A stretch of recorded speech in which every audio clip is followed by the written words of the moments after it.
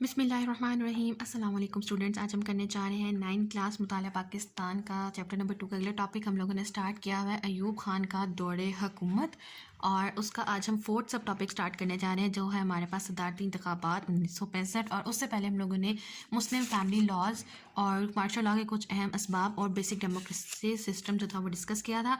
अयूब खान इरा का ही आज हमारे पास 4th सब टॉपिक है सदारती इंतखाबात 1965, जिसको आज हम डिटेल के साथ डिस्कस करने जा रहे हैं। चैप्टर नंबर 2 है तरीके पाकिस्तान और पाकिस्तान का क़याम। पेज नंबर है हमारे पास 45। सदारती इंतखाबात 1965, प्रेसिडेंशियल इलेक्शन 1965। 1962 के आइन के तहत जनवरी 1965 में सदारती इंतखाबात हुआ जिसमें उम्मीदवारों की तादाद 4 थी। से मार्क कर लीजिए कि सदारती इंतखाबात 1965 में उम्मीदवारों की तादाद कितनी थी, 4। ये आप लोग MCQs के लिए मार्क कीजिएगा। लेकिन असल मुकाबला जनरल अयूब खान और मादरे मिल्लत मोहतरमा फातिमा जना के दरमियान था। मादरे मिल्लत मोहतरमा फातिमा जना दरअसल जनरल अयूब खान के कायम करदा आमराना निज़ाम के सख्त खिलाफ थी। इसे मार्क कीजिए। ये MCQ आता है कि मोहतरमा फातिमा जना किस निज़ाम के ख़िलाफ़ थी? आमराना निज़ाम के। आपको किसी ओहदे या इक़्तिदार का लालच ना था, लेकिन मुल्क को आमरीत से बचाने के लिए पार्लिमानी जमहूरी अदारों को बहाल करने की गर्ज से आपने बढ़ापे और सेहत की कमज़ोरी के बावजूद इस इंतखाब में हिस्सा लिया। कायदे-ए-आज़म रहमतुल्लाह अलैहि के बाद मादरे मिल्लत ही ऐसी शख्सियत थी जिनको मुल्क में हर दिल अजीज़ी और मकबूलियत हासिल थी। आप मैदान में निकली तो ढाका से कराची तक कब आपका पुरजोश इस्तकबाल किया गया। अवाम ने 1958 में जिस जोश और जज्बे से मार्शल लॉ का खैर मकदम किया था और जो उम्मीदें उनसे वाबस्ता की थी वो सट पड़ चुकी थी। इनके जोश और जज्बे का ये आलम था कि मादरे मिल्लत के पंडाल में पहुंचने से पहले ही जलसागाह में लोगों की कसीर तादाद पहले ही से वहाँ मौजूद थी। तो सबसे फर्स्ट पैराग्राफ पे आप लोग हेडिंग दोगे पस्से मंजर, यानी कि बैकग्राउंड की। प्रेसिडेंशियल इलेक्शंस का बैकग्राउंड क्या था, क्यों प्रेसिडेंशियल इंतखाबात को जो है वो तरजीह देगी और उनको करवाने का फैसला क्यों किया गया। तो सबसे पहले आपने फर्स्ट पैराग्राफ पे हेडिंग देनी है पस्से मंजर। सेकंड पैराग्राफ पे आपने हेडिंग देनी है मादरे मिल्लत मोहतरमा फातिमा जना की मकबूलियत, कि किस वजह से वो अवाम में इतनी मकबूल हुई। तो मादरे मिल्लत की मकबूलियत आपके पास सेकंड पैराग्राफ की हेडिंग जो है वो बनेगी। नेक्स्ट आ जाता है हमारे पास थर्ड पैराग्राफ, जिस पे आपने हेडिंग देनी है। इसमें हमारे पास फर्दर सब काफ़ी ज़्यादा हेडिंग आएंगे, साथ साथ दिखते जाते हैं। फर्स्ट लाइन जो हमारे पास लिखी हुई है इसमें आपने हेडिंग देनी है बीडी मेंबरान की तादाद में इजाफा। बीडी मेंबरान की तादाद में इजाफा। 1965 में बीडी मेंबरान की तादाद 80,000 से बढ़ाकर 1,20,000 कर दी गई। इसे मार्क कीजिए, आपके पास एक MCQ भी आता है। इसी आगे से आप लोगों ने हेडिंग देनी है सदारत की तौसीक। सदर अयूब खान की सदारत में तौसीक किस तरह से ये चीज़ एक्सप्लेन की जा रही है, बिल्कुल इसी के आगे से जहाँ पे ये ब्रैकेट इंडिकेट कर रही है आपको, आपने हेडिंग देनी है सदारत की तौसीक। सदर अयूब खान ने हुकूमत चलाने के लिए 1960 में बुनियादी जमहूरियत के निज़ाम के तहत 80,000 बुनियादी जमहूरियत के अरकान का इंतखाब किया और मार्शल लॉ के दौरान इन अरकान बुनियादी जमहूरियत से अपनी सदारत की तौसीक करवाई। इसी के आगे से आप लोगों ने फर्दर हेडिंग देनी है इंतखाबी अदारा। इंतखाबी अदारा, इन अरकान की मुद्दत 1965 में ख़त्म हो रही थी, लिहाजा नवंबर 1964 में उनका दोबारा इंतखाब करवाया गया। 1962 के आइन के मुताबिक इन अरकान को सदर, सूबाई और मरकज़ी असम्बलियों के इंतखाबात के लिए इंतखाबी अदारे की हैसियत हासिल थी। और लास्ट लाइन पे आपने हेडिंग देनी है मोहतरमा फातिमा जना को शिकस्त, और उसमें इस हेडिंग के अंदर आपने लिखना है बुनियादी जमहूरियत के अरकान ने अयूब खान को अक्सरियत से सदर मुंतखब कर लिया और मोहतरमा फातिमा जना को शिकस्त का सामना करना पड़ा। तो आपने मार्क कर लेना है कि बुनियादी अक्सरियत से सदर किसको मुंतखब किया गया। ये आपके पास MCQ आ सकता है, तो उसका आंसर हमारे पास आ जाएगा सदर अयूब खान। तो हमारे पास सदारती इंतखाबात में किस तरह से आपने लिखना है, सबसे पहले पस मंज़र आपका फर्स्ट पैराग्राफ में। सेकंड पैराग्राफ में आपके पास हेडिंग आ जाएगी मादरे मिल्लत की मकबूलियत। फिर आपके पास हेडिंग आई थी बीडी मेंबरान की तादाद में इजाफा, सदारत की तौसीक, इंतखाबी अदारा और मोहतरमा फातिमा जना को शिकस्त। लास्ट में हमारे पास आ जाता है सियासत पर इंतखाबात के असरात, के इलेक्शंस के पे क्या इम्पेक्ट पड़ा था इन सब पॉलिटिक्स का। बुनियादी जमहूरियतों का निज़ाम अयूब खान के जवाल का एक अहम सबब बना। पाकिस्तान की हिज़्ब मुखालिफ की तमाम सियासी जमातों ने इनाम नहाद इंतखाबात में अयूब खान पर धांधली का इल्ज़ाम लगाया। इसे मार्क कर लीजिए, ये MCQ पूछा जाता है कि अयूब खान पर किस चीज़ का इल्ज़ाम लगा, धांधली का। और मुल्क में जमहूरियत की बहाली के लिए अवामी राब्ता मुहिम का आगाज़ कर दिया। मशरक़ी पाकिस्तान में शदीद एहसास महरूमी और एहसास अदम तहफ़्फ़ुज़ ने जन्म लिया। मशरक़ी पाकिस्तान के अवाम ने अपने 6 नुकात सदारती मुतालबे में एक नए आइन का मुतालबा कर दिया। जमाती और इलाकाई अनासर की एक मुश्तरका अवामी तहरीक शुरू हो गई। जनरल अयूब खान के ख़िलाफ़ अवाम ने भी इन बगावत बुलंद कर दिया, जिसने उसकी हुकूमत को हलाक कर रख दिया। तो ये था हमारे पास आज का टॉपिक, फर्स्ट टॉपिक, जिसमें हम लोगों ने फोर्थ पॉइंट डिस्कस किया सदारती इंतखाबात का। आज के लेक्चर का नेक्स्ट टॉपिक जो है हमारे पास है पाकिस्तान भारत जंग 1965, पाकिस्तान इंडिया वॉर 1965। और ये आपके पास बहुत ज़्यादा इंपॉर्टेंट टॉपिक है, इसको आप लोगों ने मार्क आउट कर लेना है। थोड़ा सा लेंथी टॉपिक है बट ईजी है। इसको भी हम लोगों ने लॉन्ग पॉइंट ऑफ व्यू से तैयार करना है। कुछ इसमें एक्स्ट्रा शॉर्ट आंसर्स भी आएंगे, वो भी हम लोग देखेंगे। और साथ साथ आप लोगों ने हेडिंग्स जो है वो अपनी बुक्स में मार्क करते जाना है, ताकि आप लोगों का आंसर जो है वो अच्छा और लेंथ वाइज भी अच्छा हो सके और मॉडिफाइड हो सके, जिससे आपको ज़्यादा मार्क्स मिल सकें। तो सबसे पहले रीड आउट करते जाते हैं और साथ साथ मैं आपको हेडिंग्स एक्सप्लेन करती जाती हूँ। पाकिस्तान भारत जंग 1965। भारत ने क़याम पाकिस्तान से ही पाकिस्तान को कमज़ोर करने के लिए हर किस्म की चाल चली। कभी सरहदी तनाज़ात, तो कभी पानी की तकसीम का मसला, कभी असासों की तकसीम में रुकावट, और कभी कश्मीर के मसले पर पाकिस्तान के साथ ताल्लुकात ख़राब करना। हमने तमाम इब्तदाई मसाइल डिटेल के साथ कुछ लेक्चर पहले डिस्कस किया था, और वो आप लोगों के पास एक इम्पॉर्टेंट टॉपिक भी था। इन सब वाक़यात की वजह से सितंबर 1965 में पाक भारत जंग छिड़ गई। इसे मार्क कीजिए कि पाक भारत जंग कब शुरू हुई, सितंबर 1965 में। तो ये जो पैराग्राफ है, इस पे आप लोग हेडिंग दोगे पस्से मंज़र, यानी कि बैकग्राउंड। ये आपके पास पस्से मंज़र है कि सितंबर 1965 की पाक भारत जंग छिड़ने की वजह क्या हुई। नीचे आ जाते हैं। नीचे जो पैराग्राफ स्टार्ट हो रहा है, जो मैं मार्क कर रही हूँ ब्रैकेट के साथ, इस पे आप हेडिंग दोगे पाक भारत सरहदी तनाज़ात। जो मैंने हेडिंग है वो बॉक्स के साथ बनाई हुई है, इसी पैराग्राफ में से हेडिंग ली है। आप लोगों ने वही हेडिंग लिखनी है, पाक भारत सरहदी तनाज़ात। और ये यहाँ से लेके आपके पास थर्ड लाइन तक जाएगी, सानवी हैसियत करार दिया। रन ऑफ कुछ में पाक भारत सरहदी तनाज़ात 1965 के मौसम बहार से शुरू हो चुके थे, और कभी कभी दोनों अतराफ से एक दूसरे पर फायरिंग होती रही। इस तरह कश्मीर में भी हालात रोज़ बरोज़ कहते हैं दिन ब दिन रोज़ाना की बुनियाद पर ख़राब होते जा रहे थे। भारत के वज़ीर आज़म लाल बहादुर शास्त्री ने कश्मीर के मसले को पाकिस्तान और भारत के ताल्लुकात के लिए सानवी हैसियत करार दिया। इसके आगे से हमारे पास एक न्यू हेडिंग स्टार्ट होती है, जिसपे आपने हेडिंग देनी है सदारती राज का नफाज। सदारती राज का नफाज, और यहाँ से लेके लास्ट थर्ड लाइन से लेके एंड तक आपके पास ये हेडिंग चलेगी। 1965 में ही रियासत जम्मू और कश्मीर में भारत ने सदारती राज नाफिज कर दिया। अब इसे मार्क कर लीजिए। आपसे पूछा जा सकता है कि रियासत जम्मू और कश्मीर में कौन सा राज नाफिज किया गया, सदारती राज। तो ये आपके पास एक MCQ है, इसको आप लोगों ने मार्क कर लेना है। अब सदारती राज का मतलब क्या होता है, जिसका मतलब ये था कि मकबूजा जम्मू और कश्मीर मुकम्मल तौर पर भारत का हिस्सा बन चुका है। इस पर कश्मीरी अवाम ने इस भारतीय तसल्लुत के खिलाफ मुजाहरे शुरू कर दिए। इन तमाम वाक़यात ने दोनों ममालिक के दरमियान कशीदगी को बढ़ा दिया, और आज तक जो मसला है कश्मीर का वो हल नहीं हो सका, और वहाँ पे इसी तरह मुजाहरात जो है वो चलते रहते हैं, और दोनों ममालिक के दरमियान जो कशीदगी है वो इसी वजह से बरकरार है।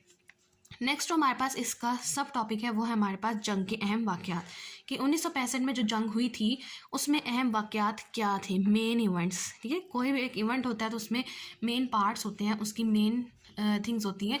तो पाकिस्तान भारत जंग 1965 का एक बहुत अहम हिस्सा है, और अब हम लोगों ने डिस्कस करने इसके मेन इवेंट्स, जिसमें से हमारे पास कुछ इजाफी शॉर्ट आंसर्स भी निकलेंगे। 6 सितंबर सुबह 3 बजे भारत ने गैर एलानियत जंग का आगाज़ किया। अब इसे मार्क कीजिए। आपसे पूछा जा सकता है MCQ शॉर्ट में कि कब और कैसे भारत ने जंग का जो है वो आगाज़ किया था। 6 सितंबर सुबह 3 बजे गैर एलानिया तौर पर उन्होंने किया था, और बैनुल अक़वामी सरहद अबूर करते हुए मगरबी पाकिस्तान पर हमला कर दिया। और ये भी MCQ आता है कि सबसे पहले हमला हुआ कहाँ पे था, मगरबी पाकिस्तान पर।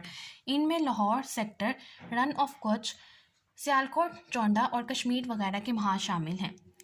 अब यहाँ से लेके यहाँ तक आप लोगों ने हेडिंग देनी है मगरबी पाकिस्तान पर हमला। मगरबी पाकिस्तान पर हमला मैंने यहाँ पे बॉक्स भी बनाया है, ताकि आप लोगों को हेडिंग को देखने में और समझने में आसानी हो। आपके पैराग्राफ के अंदर से ही हेडिंग ली है, तो यहाँ पे आपके पास हेडिंग बन जाएगी मगरबी पाकिस्तान पर हमला। नेक्स्ट पेज पे आ जाते हैं, पेज नंबर 47। इस पर सबसे पहले आप लोगों ने हेडिंग देनी है सदर अयूब खान का रेडियो पर ख़ताब। सदर अयूब खान ने रेडियो पे जो ख़ताब किया था, अब वो डिस्कस करेंगे। उन्होंने वहाँ पे एक्सप्लेन भी किया हुआ है, और यहाँ के पास एक एक्स्ट्रा शॉर्ट आंसर भी है, और साइड पर उन्होंने ब्लैक एंड वाइट फ़ोटो भी दी है। इस मौके पर सदर पाकिस्तान जनरल अयूब खान ने रेडियो और टीवी पर कौम से खिताब करते हुए क्या कहा। इस तरह से आपसे पास ये क्वेश्चन आ सकता है, तो आप लोगों ने उसका आंसर क्या लिखना है।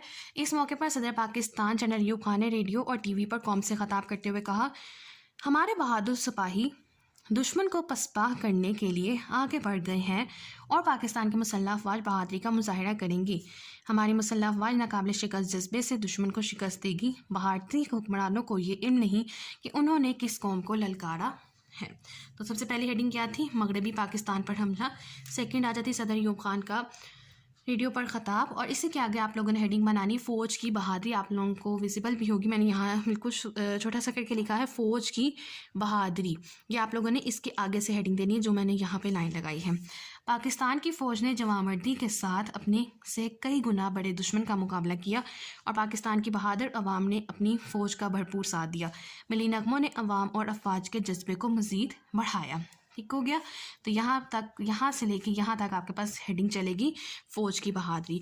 इसके आगे से आपने हेडिंग देनी मेजर राजा अजीज़ भट्टी। मेजर राजा अजीज़ भट्टी, जो मैंने बॉक्स भी बनाया हुआ है। लाहौर वहागा के महाज पर मेजर राजा अजीज़ भट्टी और इनके साथियों ने दुश्मन का डटकर मुकाबला किया, दुश्मन को अपने इलाके में दाखिल होने से रोक के रखा।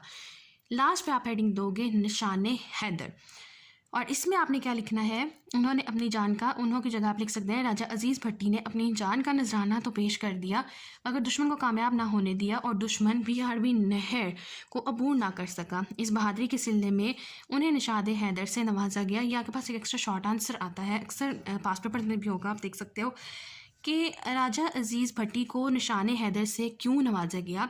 तो उसकी रीज़न क्या थी कि उन्होंने अपनी जान का नजराना पेश किया था लेकिन उन्होंने दुश्मन को कामयाब नहीं होने दिया और उन्हें नहर को अबूर करने ना दी, क्योंकि अगर वह नहर अबूर कर लेते तो पाकिस्तान में एक बहुत ज़्यादा बड़ी जो तबाही है वो आ सकती थी। और लाहौर में ये नहर, इस नाम से जो नहर है वो अभी तक एग्जिस्ट करती है। तो इस पैराग्राफ में हमारे पास टोटल 3 हेडिंग्स आती हैं, जिसमें हमारे पास है फ़ौज की बहादुरी, मेजर राजा अजीज़ भट्टी और निशाने हैदर। लास्ट पैराग्राफ में सबसे पहले आपने हेडिंग देनी भारतीय टैंकों की खबर, यानी कि जो टैंक छोड़ रहे थे उन्होंने, नीचे आपके पास पिक्चर भी है साइड पे, राइट साइड पे, कि भारतीय टैंकों को किस तरह से तबाह बर्बाद करके उसी ज़मीन में गाड़ दिया गया था। चौंडा के मुकाम पर टैंकों की बहुत बड़ी जंग लड़ी गई। इसे जो है वो अंडरलाइन कर लीजिए कि टैंकों की जंग जो थी वो किस मुकाम पर लड़ी गई, चौंडा के। हमारे जवानों ने अपने जिस्मों पर बम बांध कर दुश्मन के टैंकों का रास्ता रोका। हमारी फ़ज़ाइया ने भी अपनी सलाहियत से बढ़कर दुश्मन का मुकाबला किया और फ़ज़ाइया में जो सबसे बड़ा कारनामा था वो MM आलम का था और इनके ही नाम से लाहौर में एक रोड भी है।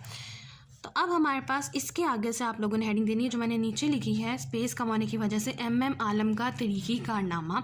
लास्ट पे आपके पास 2 हेडिंग्स बनेंगी, भारतीय टैंकों की खबर, और लास्ट पे यहाँ से लेके यहाँ तक आप लोगों ने हेडिंग देनी MM आलम का तरीक़ी कारनामा। सिर्फ इब्तदाई 3 दिनों में भारतीय फ़ज़ाइया की कमर तोड़ दी गई। फ़ज़ाई जंग में स्क्वाड्रन लीडर MM आलम, इसे मार्क कर लीजिए, का नाम हमेशा के लिए तारीख में रकम हो गया, जिसने सिर्फ 1 मिनट में भारतीय फ़ज़ाइया के 5 जहाज़ तबाह किए। इसे मार्क कीजिए, बहुत इंपॉर्टेंट MCQ आता है कि MM आलम ने कितने मिनट में भारत के जहाज़ तबाह किए, 1 मिनट में। फिर ये भी पूछा जा सकता है कितने जहाज़ तबाह किए, 5 जहाज़। हमारे फ़ौजी जवानों ने जंगी तरीक़ा यादगार कारनामे सर अंजाम देते हुए जामे शहादत नोश किया, जबकि आवाम का जज्बा भी देखने के काबिल था। तो सिर्फ फ़ौज ही नहीं बल्कि आम आवाम ने भी हिस्सा लिया इस जंग में। तो मेन इवेंट्स जो थे वो जंग के, उसमें हमारे पास क्या क्या हेडिंग बनी। सबसे पहले मगरबी पाकिस्तान पर हमला, सदर अयूब खान का रेडियो पर ख़ताब, फ़ौज की बहादुरी, मेजर राजा अजीज़ भट्टी, निशाने हैदर, भारतीय टैंकों की खबर और MM आलम का तरीक़ी कारनामा। तो ये हमारे पास इसकी हेडिंग्स हैं लोगों के लिए। लास्ट जो आज का हमारे पास टॉपिक है वो है जंग के असरात के। 1965 की जो जंग थी उसके क्या असरात जो थे वो मुरतब हुए पाकिस्तान पर, उनके शहरियों पर और मुख्तलिफ़ चीज़ों पर। इसको भी हम लोगों ने हेडिंग के साथ करना है, क्योंकि अगर आपके पास 1965 की जंग पर लॉन्ग आंसर आएगा तो आपने ये पैराग्राफ भी पूरा लिखना है, उसके बाद मेन इवेंट्स भी लिखने हैं और उसका इम्पैक्ट भी एक्सप्लेन करना है। सबसे पहले आपने फर्स्ट लाइन पे हेडिंग देनी है हलाले इस्तकलाल। यहाँ पे एक मिस्टेक है, उन्होंने इस्तकबाल लिखा हुआ है, इस्तकबाल नहीं है, ये हलाले इस्तकलाल है। इस अवामी जोशो खरोश के पेश नज़र पाकिस्तान के 3 शहरों लाहौर, सरगोदा और सियालकोट को हलाले इस्तकलाल से नवाजा गया। ये आपके पास MCQ आ सकता है, शॉर्ट आंसर आ सकता है कि हलाले इस्तकलाल से कितने शहरों का नवाजा गया, 3, और कौन कौन से थे, लाहौर, सरगोदा और सियालकोट। इसी के आगे से आप लोग हेडिंग दोगे कौमी यकजहती और इत्तेहाद। फर्स्ट हेडिंग होगी हलाल इस्तकलाल, सेकंड हेडिंग आ जाएगी हमारे पास कौमी यकजहती और इत्तेहाद। इस जंग की बदौलत पाकिस्तान के अवाम में कौमी यकजहती और इत्तेहाद की रूह पैदा हुई। पूरी कौम ने अपने ज़ाती अंदरूनी इख्तलाफात को बुलाकर मुत्तहिद होकर पूरे नज़्म ज़ब्त के साथ हमला आवर दुश्मन का मुकाबला किया। सदर पाकिस्तान की अपील पर पूरी कौम ने दिल खोल कर चंदा दिया, यानी कि डोनेशन दिया। जो नौजवानों ने अस्पताल जाकर अपने ज़ख्मी फ़ौजी भाइयों को खून दिया। इसी के आगे आपके पास एक और हेडिंग बनेगी बरादर इस्लामी ममालिक। बरादर इस्लामी ममालिक होते हैं जो हमारे पास आसपास के हमारे जितने भी इस्लामी ममालिक हैं जो हमारे भाई होने का दावा करते हैं। इस जंग में बरादर इस्लामी ममालिक ने पाकिस्तान का बहुत साथ दिया। इस जंग की वजह से पाकिस्तान का दिफा मजबूत हुआ और मसला कश्मीर उजागर हुआ। तो फर्स्ट पैराग्राफ में टोटल 3 हेडिंग्स हैं। फर्स्ट हलाल इस्तकलाल, कौमी यकजहती और इत्तेहाद और बरादर इस्लामी ममालिक। नीचे वाले पैराग्राफ में सबसे पहले हेडिंग आ जाएगी यौम दफ़ा। हर साल 6 सितंबर को, ये बहुत इंपॉर्टेंट एमसीक्यू बात है कि यौम दफ़ा कब मनाया जाता है? हर साल 6 सितंबर को। यौम दफ़ा की तकरीबात जोश व खरोश और जज्बे से मनाई जाती हैं ताकि एक दफ़ा फिर दुश्मन को बताया जाए कि तमाम सच्चे जज्बे आज भी अपने वतन के लिए हैं। इसके आगे से आप लोगों ने हेडिंग देनी है वतन का दिफा, और ये हेडिंग आपके पास जाएगी टिल सेकंड लास्ट लाइन और फोर लाइन्स टोटल इसमें हमारे पास कवर होंगी। 6 सितंबर 1965 की सुबह भारत ने पाकिस्तान पर हमला किया। इस हमले के जवाब में हमारी फ़ौज ने जिस तरह वतन का दिफा किया इसकी मिसाल नहीं मिलती। हर कोई अपने अपने अंदाज में वतन अजीज़ के लिए कुर्बानी देने को बेकरार था। अफवाज के साथ साथ हमारा सर पूरी दुनिया में ऊंचा अफवाज के साथ साथ 1965 की पाकिस्तान भारत जंग में अवाम के जज्बों और दुआओं की बदौलत फतह पाकिस्तान का मुकद्दर बनी। हम कौमी यकजहती, उबुल वतनी और इत्तेहाद ने हमारा सर पूरी दुनिया में ऊंचा कर दिया। इस जंग में पाकिस्तान की बहादुर अफवाज ने भारत के दान खट्टे कर दिए। यहाँ तक आपके पास ये हेडिंग आएगी वतन का दिफा। और लास्ट पे आ जाती है ऊंचे मर्तबे पर फाइज, और इसमें आपके पास यहाँ से यहाँ तक आएगा मुल्क और कौम की हिफाजत करने वाले बहादुर जवानों को सलाम कि जिन्होंने अपनी ज़िंदगी की भी परवाह ना की और शहादत के ऊंचे मर्तबे पर फाइज हो गए। तो एक दफ़ा रिपीट करते हैं तमाम हेडिंग्स को। सबसे पहले आ जाती है हिलाल इस्तकलाल, कौमी यकजहती और इत्तेहाद, बरादर इस्लामी ममालिक। फिर सेकंड पैराग्राफ में यौम दिफा, वतन का दिफा और ऊंचे मर्तबे पर फाइज। तो इस तरह आपके पास आज एक और इम्पॉर्टेंट लॉन्ग आंसर कवर हो गया, और एक और इम्पॉर्टेंट टॉपिक जो है वो आज हम लोगों ने कवर किया, और जिसमें हमारे पास सदारती इंतखाबात का जो टॉपिक है ये हमारे पास शॉर्ट के लिए इंपॉर्टेंट है, लेकिन हेडिंग्स हमने इसलिए की हैं कि कुछ भी हमारे पास आ सकता है। और सेकंड चैप्टर हम लोगों ने बहुत डिटेल के साथ करना है।